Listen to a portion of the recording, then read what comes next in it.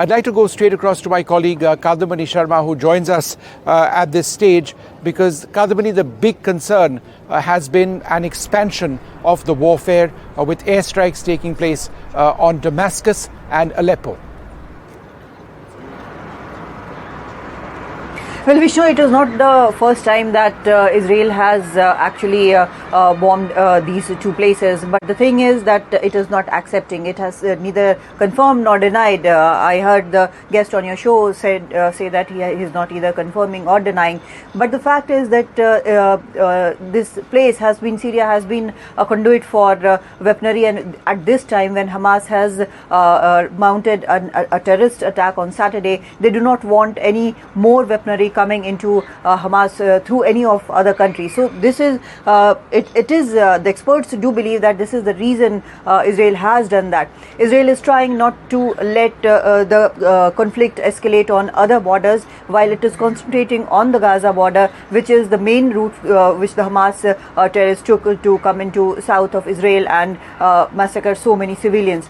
Now, one front is of Hezbollah, but Hezbollah is not opening a very broad front. It is more like a skirmish. So they are trying to keep the IDF engaged at certain level on that side. Missiles were anti-tank missiles were fired from Syrian side. So there is also another front. Now the messaging from Israel is quite clear. The messaging is that if you try to get into this, then you would have a cost to pay, and that is what Israel is doing again and again. It has also said there are several statements coming through for different countries that if you get into this conflict, then we will not hold back. Now, what is holding back the ground assault which everyone is expecting to happen anytime?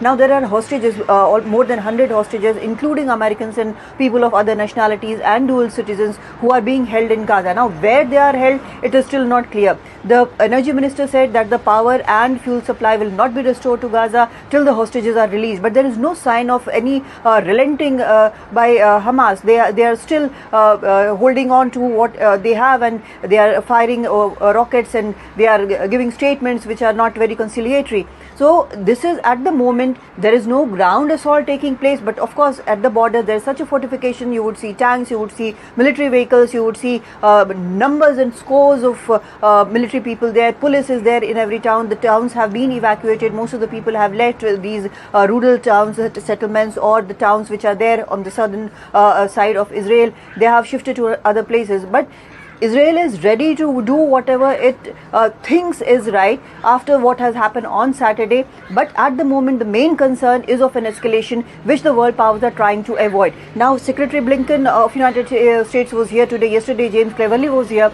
Blinken is also visiting Jordan and is expected to visit other countries, neighboring countries as well, in Arab countries as well, to diffuse this tension, to find some way where this does not escalate into a war which affects everyone in the region.